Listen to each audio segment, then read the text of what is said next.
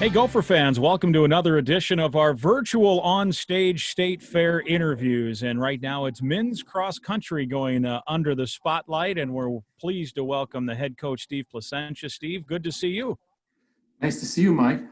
Yeah, I wish we were at the state fair and walking around and enjoying our time on the stage there. And if we were, I have to ask you right away before we get into the nuts and bolts of the cross country season. What kind of foods do you like, and do you enjoy the state fair when you head out there? Well, this is usually the time when we're at our team cross country camp. So that's always, the start of the cross country season always comes at state fair time. And so it's been a number of years since I've been there. But favorite food, probably Tom Thumb donuts, multiple times to that maybe. And it's easy for runners because they eat a couple bags of donuts and then they just go on like an 8-mile run and it's all good. For us regular civilians, it gets a little tricky, that's for sure. Yeah, good point. Let's welcome your two athletes here. We have Owen Hoeft from Golden Valley and Alec Basten of Green Bay, Wisconsin. Good to see you two guys hanging out and showcasing the U of M flag in the background. Great backdrop there, guys. Strategize very well. That's what we do. Yeah, thanks for having us. Yeah. How about you guys? We have one of you is from Minnesota and one of you is from, that state to the east, which we don't like to mention for right now. But how about your state fair experiences? And as Coach mentioned, you guys are, in the middle of training and sometimes out of town, right? Those camps take you out of town. So have you guys been to the state fair as a team? Me and Alec went a couple years ago, actually. I think we had one day on either the front end or the back end of our camp that we got to go to. And I'm a big Pronto Pups guy. Pronto Pups, cheese curds, and the root beer. Those are my staples that I've grown up with. So I'm not going to argue with any of those. Those are on my list as well. And how about Owen? How about you? Alec.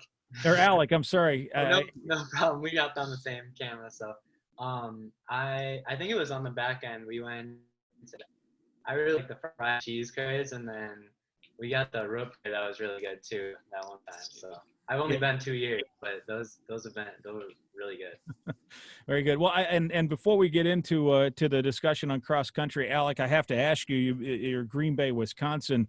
Vikings and Packers coming up here in a couple of weeks. Does that create a rift on this cross country team, or are you not a football fan?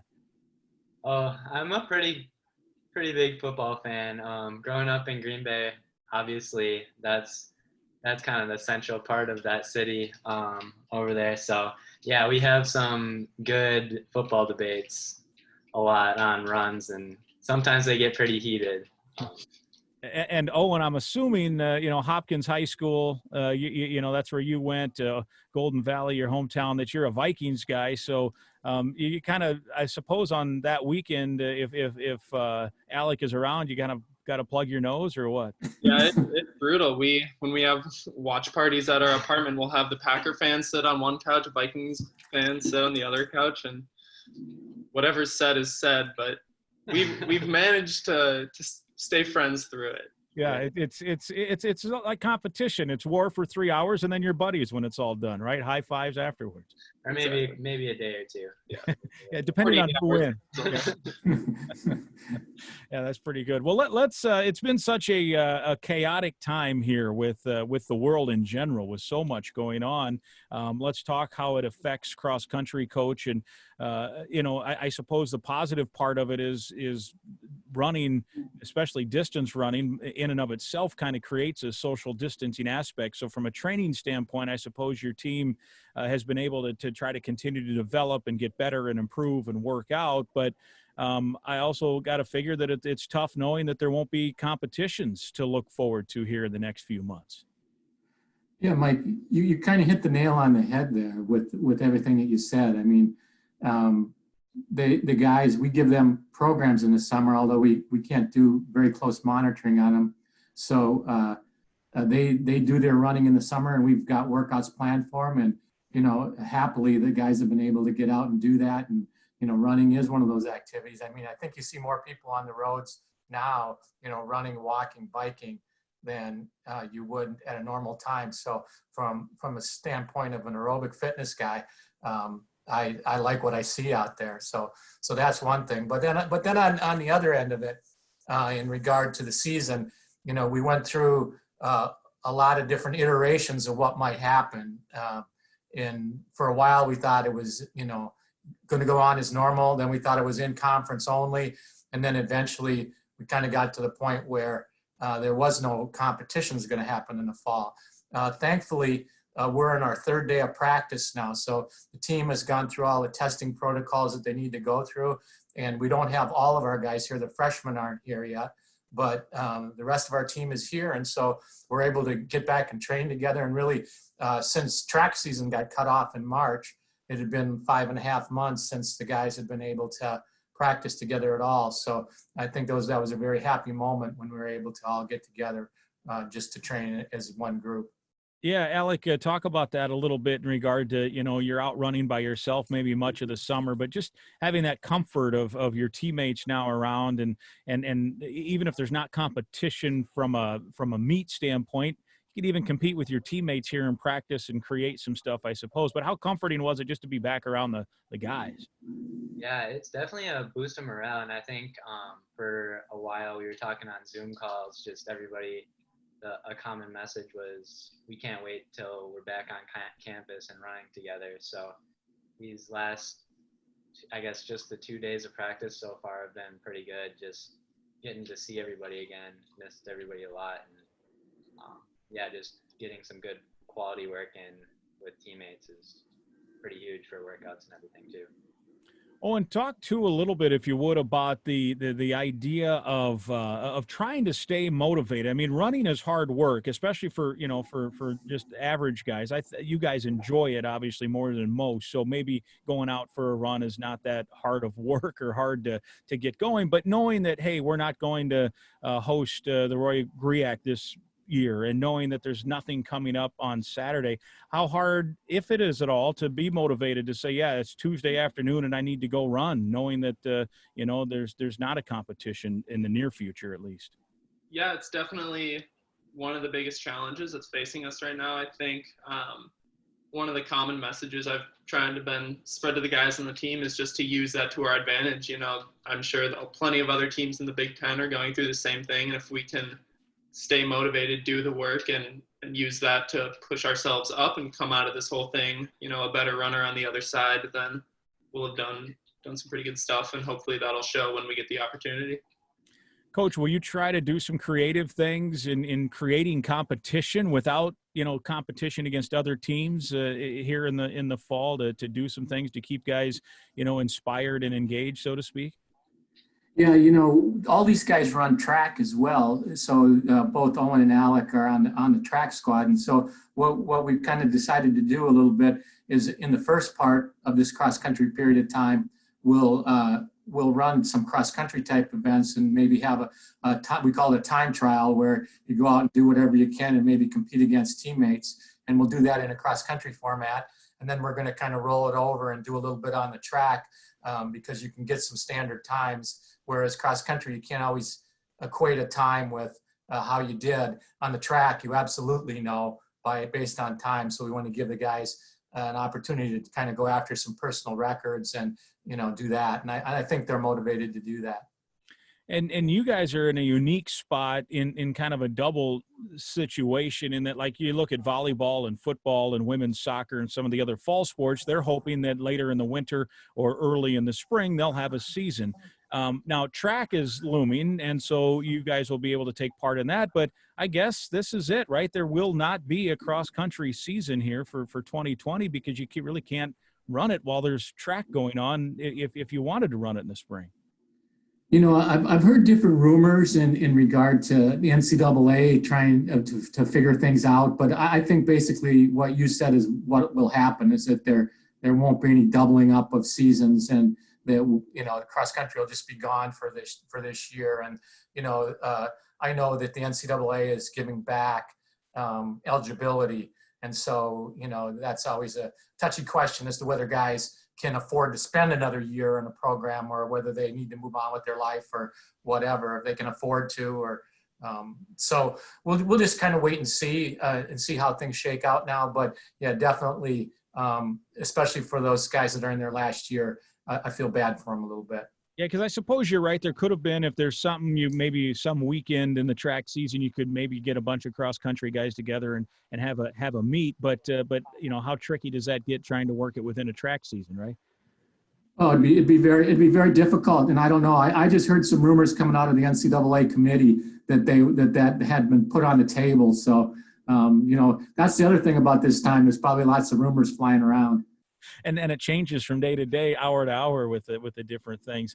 Well, I'll ask Owen first here about the track season then in regard to, now that's what you have to look forward to. And I think as you hear, there's more and more optimism that, yeah, there's going to be a winter and a spring sports, and these fall sports will get pushed back. And for you guys, that means track. And I think you guys have a pretty good team. How excited are you that if and when that time comes, you will have some competition? Yeah, super pumped for it. I mean, I think most of us have been kind of dreaming of that since everything got canceled back in March. Some of us got pulled from the NCAA indoor meet, and, that was tough, and we just kind of all wanted to, get back on the track and really, really prove ourselves again. But yeah, it should be a really successful winter, hopefully, and hopefully spring as well. I think, the guys have been training well. I think we have a lot of guys that do really well on the track. So hopefully we can, score some points at the Big Ten meet and help the team out. Yeah. How good, Alec, can this Gopher men's track and field team be here in the spring?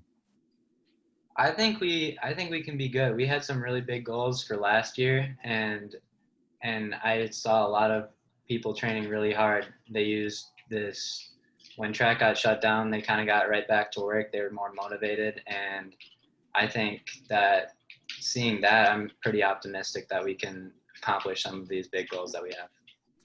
Owen, talk about the difference to a layman who doesn't fully understand the long distance running. I mean, I go 8 miles, but it's in my car, not on my legs. So when you're running in track and basically, you're going around, in a circle compared to, hey, you're in a cross country meet and the terrain's different. You might be running at, Les Ballstead. And then the next week you might be Iowa City or, South Bend, Indiana, or Stanford or wherever else, and it's a different terrain. How much does the course factor in compared to track? I think it's almost a totally different sport. You can't, Coach touched on it earlier, you can't really compare course to course, so you don't know, how other teams are looking compared to you when you're not running at the same meets. And I think cross country is just so hard because you can't get into your one rhythm that you can get into on the track, and it's just mentally so much more of a grind, at least for me, when you can't just click off those laps and see that go by during a race. So I do think it's a little bit mentally harder. Do you enjoy one or the other more? I mean, the scenery's got to be better at the cross country, right? The scenery is definitely better in cross country. I've always tended to like track a little bit better, but I love just like the team atmosphere of cross country. It's just a little smaller group and a super nice weather, and I always have loved it. Yeah. How about you, Alec? What's the difference for you for the two, and is there a difference in terms of what your preference is between the two, knowing that you like them both, obviously? Yeah, I mean, I'm with Owen in that team aspect of cross country is there's nothing like it. And you line up with 7 other guys, you're in the same race, and you know that you're fighting for those guys the whole time. And I guess similarly you do that on the track, but really you get that feeling like right on the starting line in a cross country meet, you look across the line, you see those 7 to 9 guys that you're competing with. That's something super special. And yeah. And everyone's running the same course, right? There's not a javelin thrower, there's not a long jumper, there's not a hurdler. It's every man, well, for himself and for the team, but everybody's running the same course. Exactly. I think it's always interesting seeing, the person that wins the NCAA cross country meet. I think everyone, agrees that they're the best runner in the NCAA. And then in track, you have a 5K champ and a 3K champ and a mile champ, and there's more up for debate. So I think cross country is a little bit more cutthroat in that sense. Yeah. And Coach, how much, when we talk about the courses, how much, maybe if any, do you have to advance scout even, a course, whether it's a golf course or wherever you guys might run, to say, hey, you need to pace yourself here, or be ready for a hill here or a turn here? Or is it just, hey, when you get to the starting line, go your time as quick as you can?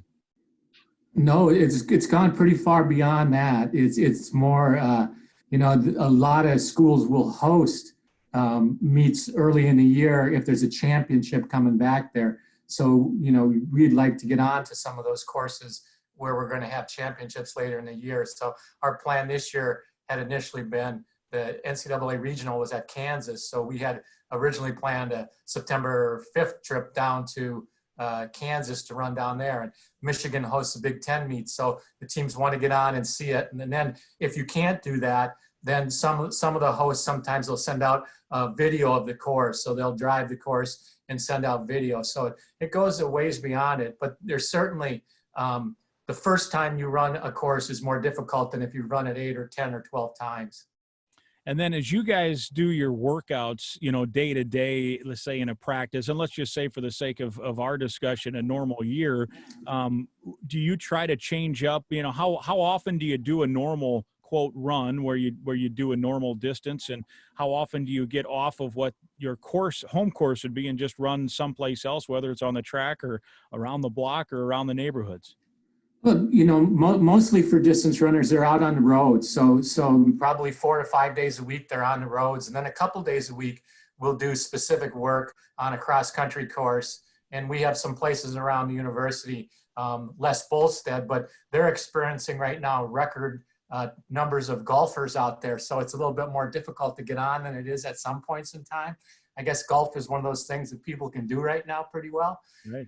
And then so that, and then we use the ag fields over on the St. Paul campus as well and do some workouts over there every year. So those are nice places to be. I say this firmly with my tongue planted in cheek, but you guys could work on your lateral quickness running while people are golfing. Trying to dodge those golf balls. You'd get not only straight ahead running, but you could then practice side to side movement too. Yeah, we've had a few guys take a golf ball in the quad or whatever over the years. But I think from a liability standpoint, that is more and more frowned upon. Yeah, you mentioned that you see a lot more runners out now because, again, there's just not that much that people can do. And I think people have kind of opened their eyes to they need to do some stuff after being locked up. We had Justin Smith, the men's golf coach, and he was saying that there's record golf courses are having record years. And you mentioned the university course as well. So between runners and golfers, we're getting flooded here in Minnesota, which is a good thing. People are usually active in our city anyway, but maybe this pandemic has pushed people into some more physical activity, which is always good. Definitely agree with that. Yeah, no doubt. Well, hey guys, it's been fun. Good luck in the coming track season. Have a good fall, and coach, get these guys some good competition in this practice, and push them for track. We're happy to see you, and hopefully next year we're all running around eating Pronto Pups and Sweet Martha's cookies and all of that. Yeah, absolutely right, Mike. Thank you very much. All right. Thanks, guys. Appreciate it. Good to see you. Thanks for having us on. Yeah. All right. That's men's cross country, and that's our State Fair virtual tour.